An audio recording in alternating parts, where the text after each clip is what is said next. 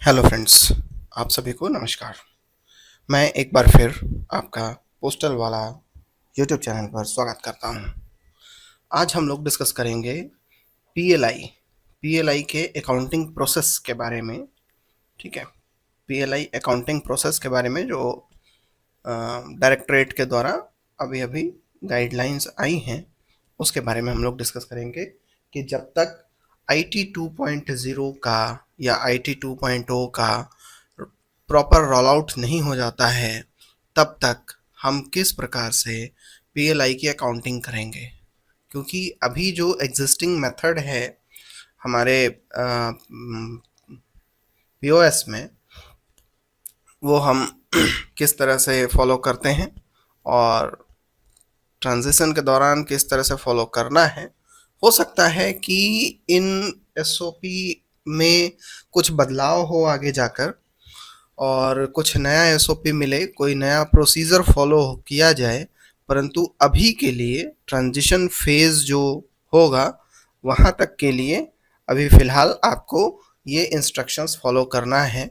इसके लिए 30 मई 2025 को डायरेक्टरेट ने, जो हमारा पोस्टल लाइफ इंश्योरेंस का डायरेक्टरेट है, उन्होंने एक नोटिफिकेशन जारी किया है और इसमें बताया गया है कि किस प्रकार से करना है। तो देखिए, मैं आपको ऑफिशियल लेटर दिखा रहा हूँ।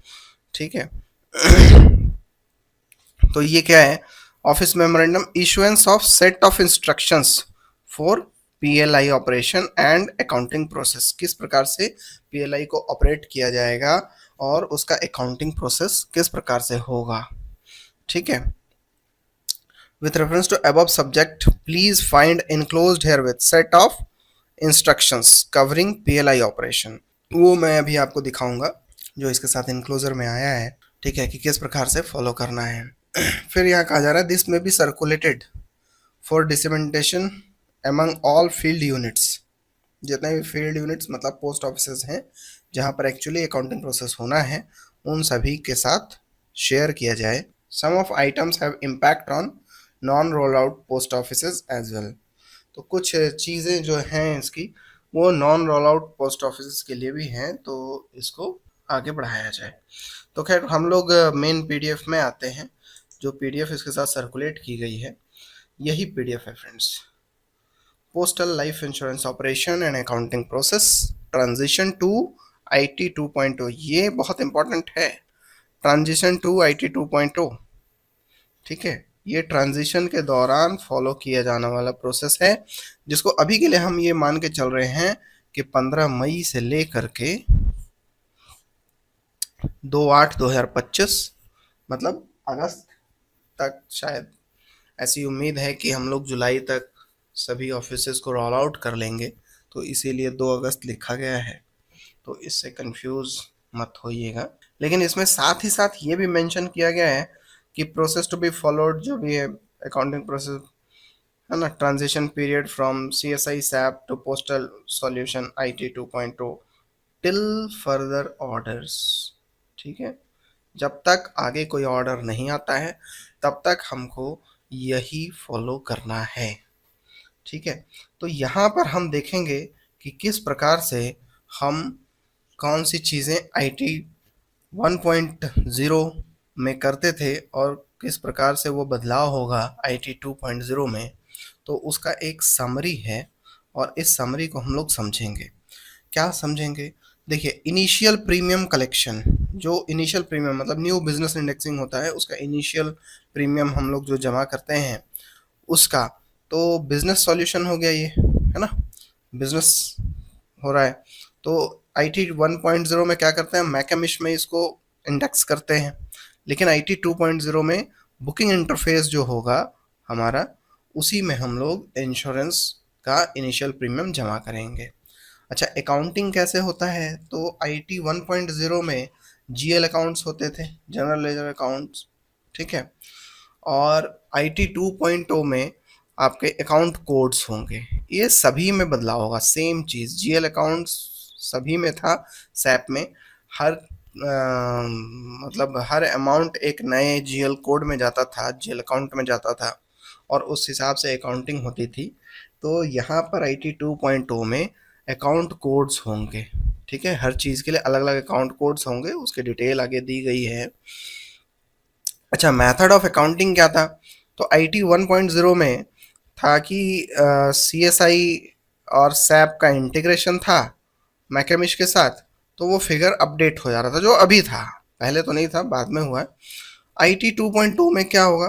Automatic accounting from booking interface to account module. ठीक है, अकाउंट मॉड्यूल अलग है, बुकिंग इंटरफेस अलग है। बुकिंग इंटरफेस में ही जहाँ पर बुकिंग करते हैं वहीं पे कुछ ऑप्शन आएंगे जहाँ पर आप पीएलआई के डिपॉजिट्स जमा कर सकते हैं, इनिशियल प्रीमियम कलेक्शन कर सकते हैं, लेकिन वो ऑटोमेटिकली अकाउंट मॉड्यूल में चला जाएगा। मतलब आप जब डेली अकाउंट प्रिंट करेंगे या व्यू करेंगे तो वहाँ पे ऑटोमेटिकली वो आ जाएगा। एनीवे, रीन्यूअल प्रीमियम और लोन रीपेमेंट दोनों के लिए पहले मैकेमिश में ही करते थे, अभी बुकिंग इंटरफेस में करेंगे, बिल्कुल सेम है, कहीं कोई कंफ्यूजन नहीं है। ये जीएल अकाउंट्स में होता था, अब जीएल कोड्स में होगा, ये भी एज इट इज़ है। एग्जिस्टिंग में हम लोग क्या करते थे? तो वही C S I SAP integration था। ठीक है, सी एस आई और सैप का इंटीग्रेशन था, हम लोग मैकेमिश में करते थे, वो फेच हो जाता था आपका पीओएस में, और यहाँ पर सेम होगा, बुकिंग इंटरफेस से अकाउंट मॉड्यूल में फेच हो जाएगा। तो इन दोनों में ही कहीं कोई confusion I don't think so कि होना चाहिए। तो हम लोग आगे बढ़ते हैं, रिवाइवल में आते हैं। रिवाइवल मैकेमिश से किया जाता था, अब भी मैकेमिश से ही किया जाएगा, इसमें कोई चेंजेस नहीं है। ये बुकिंग इंटरफेस में आपको रिवाइवल का ऑप्शन शायद अभी के लिए ना मिले। जीएल अकाउंट अकाउंट कोड्स में वो जाएगा अकाउंटिंग। ठीक है, तो अभी के दौरान मेथड ऑफ अकाउंटिंग क्या था कि एग्जिस्टिंग जो है सीएसआई और सैप का इंटीग्रेशन था मैकेमिश के साथ, वो ऑटोमेटिक आ जाता था, लेकिन अब हमें रिवाइवल वाला सीन में मैनुअल अकाउंटिंग करना पड़ेगा, कहीं पे उसका फिगर फीड करना पड़ेगा, तब जा कर के वो फिगर अपडेट होंगे आपके डेली अकाउंट में। ठीक है, इस बात का बहुत ध्यान रखिएगा, ये बहुत ही इम्पोर्टेंट है। ठीक है, very important.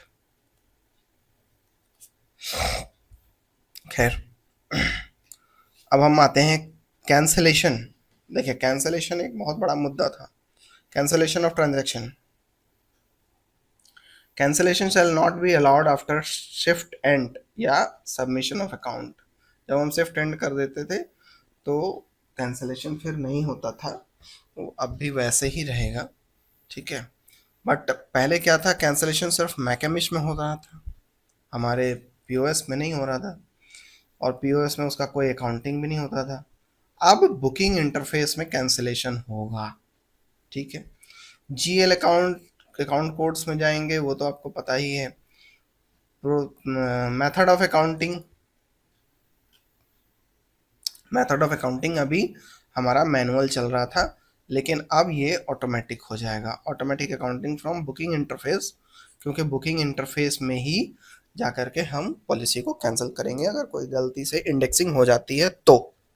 Special group file upload, कुछ स्पेशल ग्रुप फाइल अपलोड जो हुआ था होता था वो मैकेमिश में अपलोड होता था, अब भी मैकेमिश में ही अपलोड होगा। इसका कोई अकाउंटिंग प्रोसीजर नहीं है, कहीं भी अकाउंट नहीं किया जाता है। ठीक है, और इसका कोई अकाउंट में लेने का भी कोई मेथड नहीं है आपके पास फिलहाल। Special group collection other than book adjustment, special group collection McCamish में ही होता था, अब भी मैकेमिश में होगा। जीएल अकाउंट्स में पहले जाता था, अब जीएल कोड्स अकाउंट कोड में जाएगा, और अकाउंटिंग का प्रोसेस मैनुअल ही रहेगा, पहले भी मैनुअल था, अब भी मैनुअल ही रहेगा। Special group book adjustment file upload, तो मैकेमिश फाइल अपलोड किया जाता था मैकेमिश में, अब भी मैकेमिश में ही फाइल अपलोड होगा। इधर इसका कोई अकाउंटिंग का आवश्यकता है नहीं, एप्लीकेबल ही नहीं है। Special group book adjustment collection, तो ये भी पहले भी मैकेमिश में होता था, अब भी मैकेमिश में ही होगा। ये एचओ का पार्ट है, एसओ में नहीं होता है। तो जीएल अकाउंट्स में पहले जाता था, अब अकाउंट कोड में जाएगा, जैसे पहले चल रहा था उसी प्रकार से चलेगा, इसमें कहीं कोई बदलाव नहीं है। प्रीमियम पे रिकवरी बाय डीओपी डीडीओ, जो हमारे पेमेंट से प्रीमियम कट जाता है, जो एम्प्लॉयज़ का प्रीमियम होता है वो हमारे पेमेंट से कट जाता है, तो उसके लिए क्या प्रोसीजर था एग्जिस्टिंग में आईटी 1.0 में, demand file from McCamish integration. McCamish integration से हम लोग डिमांड फाइल करते थे, अब भी वही होगा। Demand file to be uploaded manually to payroll solution, payroll solution में उसको अपलोड किया जाएगा, वहाँ से अकाउंट जीएल अकाउंट में जाता था पहले, अब अकाउंट कोड्स में जाएगा। एग्जिस्टिंग प्रोसेस क्या था कि GL account through integration, policy updation in McCamish through through integration from CSI payroll. तो सीएसआई पेरोल भी इंटीग्रेट हो चुका था, तो वहाँ से पॉलिसी ऑटोमेटिकली अपग्रेड हो जाया करता था, ठीक है। लेकिन अभी क्या होगा, payroll solution to account through integration, integration कर दिया गया है पेरोल सॉल्यूशन से, वो अकाउंट्स में आ जाएगा। पॉलिसी अपडेशन मैनुअली, ये इंपॉर्टेंट है, policy updation manually through file upload to McCamish, यहाँ से कुछ फाइल जनरेट होगी आपके अकाउंट मॉड्यूल से, और उसको हम लोग मैकमिश में जाके अपलोड कर देंगे, तो वो अकाउंटिंग कंप्लीट हो जाएगा। मतलब आपके मैकमिश में जो पीएलआई आपका चल रहा है वो अपडेट हो जाएगा कि हाँ भाई इतना पैसा जमा हो गया। एनीवे, क्लेम पेमेंट्स तो थ्रू चेक या कैश ही चलता है। क्लेम प्रोसेस्ड इन मैकमिस, मैकमिस में हम प्रोसेस करते थे। Payment liability created and paid in SAP manually, SAP में हम लाइबिलिटी क्रिएट करते थे और पेमेंट करते थे। तो ठीक उसी प्रकार से होगा, यहाँ कोई बदलाव नहीं किया गया है। Claims are processed in McCamish, payment liability created and paid in IT 2.0 through miscellaneous payments. Miscellaneous payments करके एक ऑप्शन है, वहाँ पर जा करके आपको मैनुअली इसके लिए भी लाइबिलिटी क्रिएट करनी होगी और पेमेंट करना पड़ेगा। पहले जीएल अकाउंट में जाता था, अभी अकाउंट कोड में जाएगा, लेकिन इसके लिए वाउचर पोस्टिंग करनी पड़ेगी, ये डायरेक्ट नहीं जाएगा। As and when liability is created, जब लाइबिलिटी क्रिएट होता था तब इसको अकाउंटिंग में लिया जाता था, ये एचओ का पार्ट है। नहीं, एसओ में भी तो होता है क्लेम पेमेंट। यहाँ पर मैनुअल रहेगा, as and when liability is cleared IT 2.0 solution. 2.0 या 2.0 में जब लाइबिलिटी क्लियर किया जाएगा तब जा करके इसका अकाउंटिंग होगा। मोस्ट इम्पॉर्टेंट चीज़, आपका एजेंट इंसेंटिव और कमीशन जो है वो टेम्पररीली सस्पेंड कर दिया गया है 10/6/2025 से टू फर्दर ऑर्डर्स। जब तक आगे ऑर्डर नहीं आता है तब तक एजेंट कमीशन नहीं डिस्पर्स किया जाएगा। ये बहुत ही इम्पोर्टेंट और ख़तरनाक डिसीजन है, क्योंकि इससे मोराल डाउन हो जाएगा, वर्क फोर्स का मोराल डाउन हो जाएगा और शायद बिजनेस भी कम हो, मुझे ऐसा लगता है। आपकी क्या राय है ये कमेंट में ज़रूर बताइएगा। क्लेम पेमेंट्स थ्रू पीओएसबी, तो वो आई थिंक जैसा चलता था अभी थोड़ा सा चेंज आएगा उसमें, क्योंकि क्लेम डिसबर्समेंट कुछ पीओएसबी ईएफटी के द्वारा भी होता था, टेम्पररीली उसको सस्पेंड किया गया है, और ये बताया गया कि 1 जून से ईएफटी को सेलेक्ट ना करें, जो भी पेमेंट है उसको कैश या चेक से दिया जाए, ठीक है। क्यों ऐसा कर रहे हैं, क्योंकि चेंज हो रहा है आईटी 1.0 से 2.0 में, तो इसमें हो सकता है कि वो परेशानी हो जाए, क्लेम पेमेंट ना हो पाए, इसलिए थ्रू पीओएसबी अभी नहीं करना है ईएफटी करके, है ना, या तो चेक या कैश, इसी में जाएगा। तो बड़ा अमाउंट चूँकि कैश में जाता नहीं है, चेक के थ्रू ही पेमेंट होगा। अच्छा, काउंटर में किस तरह से वो चीज़ें फ्लैश होंगी, किस तरह से उसमें हम इंडिविजुअल का जो पॉलिसी है, initial, renewal, loan, partial, full loan, कैसे हम लोग करेंगे, किस प्रकार से हम लोग इनिशियल पेमेंट्स करेंगे, मतलब सॉरी इनिशियल या रिन्यूअल प्रीमियम जमा कैसे करेंगे, या लोन का कैसे जमा करेंगे। अच्छा, एक चीज़ ध्यान रखने वाली बात है कि payment through cheque for renewal, initial या रिवाइवल कुछ भी हो, वो सिर्फ और सिर्फ एचओ में ही लिया जाएगा अभी के लिए। पेमेंट थ्रू क्यूआर ये भी इनेबल कर दिया गया है। पीएलआई और पीएलआई जो भी जमा करने आएंगे उनके लिए ये आईटी 2.0 में कंप्लीट हो चुका है। ठीक है, तो देखिए जैसे ही हम पीएलआई डैशबोर्ड में आएंगे, रिन्यूअल प्रीमियम स्क्रीन 1, देखिए बड़ा आनंद आने वाला है, बहुत इम्पोर्टेंट है। तो जैसे ही हम पीएलआई डैशबोर्ड में आ जाएंगे तो यहाँ है कलेक्शन। कलेक्शन वाले कार्ड पर क्लिक करेंगे। कलेक्शन वाले कार्ड पर जैसे ही क्लिक करेंगे ये साइड में आपको पॉपअप खुलेगा। यहाँ पर है रिन्यूअल प्रीमियम, ठीक है, लोन रिपेमेंट और इनिशियल प्रीमियम, ये तीनों चीज़ें आप यहाँ से कर सकते हैं। ठीक है, तो इसमें जैसे ही हम मान लो सेलेक्ट करते हैं रिन्यूअल प्रीमियम सेलेक्ट करेंगे तो ये स्क्रीन खुलेगा। यहाँ पर कलेक्शन टाइप क्या है, इंडिविजुअल। ठीक है, यहाँ पर हम पॉलिसी नंबर डालेंगे। पॉलिसी नंबर डाल करके हम यहाँ पर करेंगे फेच में क्लिक करेंगे, तब जा करके उसका डिटेल निकल के आएगा हमारे पास। ठीक है, चेक कर लेंगे कि कितना इंस्टॉलमेंट जमा करना है। यहाँ पर अगर कुछ इंस्टॉलमेंट बदलना है तो यहाँ पर हम डाल सकते हैं, 3-4 इंस्टॉलमेंट देना है, 6 इंस्टॉलमेंट देना है, तो अकॉर्डिंगली हम इसको चेंज कर लेंगे और यहाँ पर से सिलेक्ट करके हम पेमेंट के लिए प्रोसीड करेंगे। ठीक है,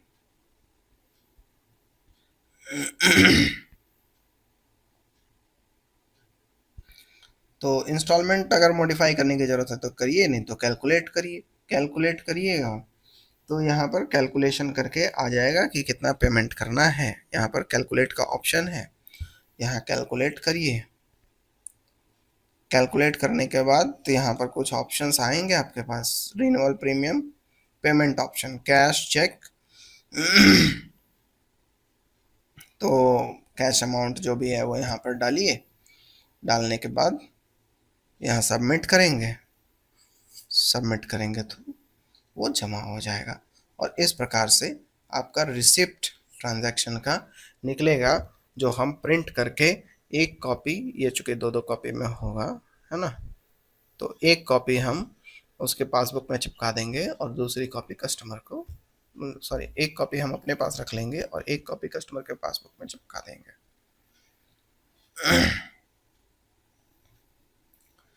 अगर इनिशियल प्रीमियम करना है तो इस तरह का आएगा। यहाँ पर प्रपोजल नंबर डालना होता है, पॉलिसी नंबर तो होता नहीं है, वो तो अभी अभी बस इंडेक्स हुआ है। ठीक है, लोन रिपेमेंट करना है तो 2 ऑप्शन है यहाँ पर, पार्शियल और फुल। क्या करना है वो देख लीजिए। उसके बाद यहाँ पर पॉलिसी नंबर डालिए, पॉलिसी नंबर डाल करके ऐड कीजिए, उस तरह से आगे जाके पेमेंट हो जाएगा। ठीक है,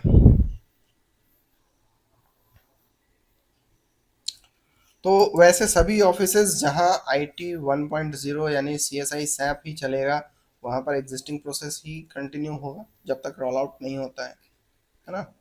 और जब रोल आउट हो जाएगा तो ऊपर जो बताया गया वो option. Special group of collection, तो special group collection will continue to be processed manually by in McCamish and as being done for IT 1.0, जिस प्रकार से आईटी 1.0 में चल रहा है। आई होप सो कि वैसे ही चलेगा। DDO wise special group collection will be initiated by CPC and the following payment modes. Book adjustment होगा, पहले एडजस्टमेंट बुक किया जाएगा। चेक मोड में हो सकता है only after realisation of cheque, जब तक चेक रियलाइज नहीं होगा, जब तक चेक का पैसा आएगा नहीं, तब तक उसका पेमेंट नहीं हो पाएगा। Demand draft only after realisation of DD, वही डिमांड ड्राफ्ट, जब तक उसका पैसा नहीं आएगा तब तक नहीं होगा। NEFT only after NEFT payment is received in post masters bank account, post master के अकाउंट में आता है पहले, वहाँ से फिर एडजस्ट किया जाता है। तो जब तक पोस्ट मास्टर के अकाउंट में नहीं आता है तब तक वो फुलफिल नहीं होगा। CSV file received from DDO will be uploaded in the McCamish, जिस प्रकार से अभी होता है उसी प्रकार से होगा। ठीक है, accounting in CPC in IT 1.0 and CSI SAP और आईटी 2.0। तो successful transactions will be accounted for correct GL account, यही तो होता है, सही जीएल अकाउंट में वो चला जाता है ना। तो जब रोल आउट हो जाएगा तो premium amount and GST duly classified product, if such identification of product could not be done, such amounts are to be accounted under EA. अगर जीएसटी बाइफरकेट नहीं हुआ तो वो ईए में ही चला जाएगा। ठीक है, होप सो कि बाइफरकेट हो जाए। Accounting of failed transaction of file upload, कुछ कुछ ट्रांजैक्शन जो फेल हो जाते हैं उनका ऑपरेशन होगा फाइल अपलोड करके।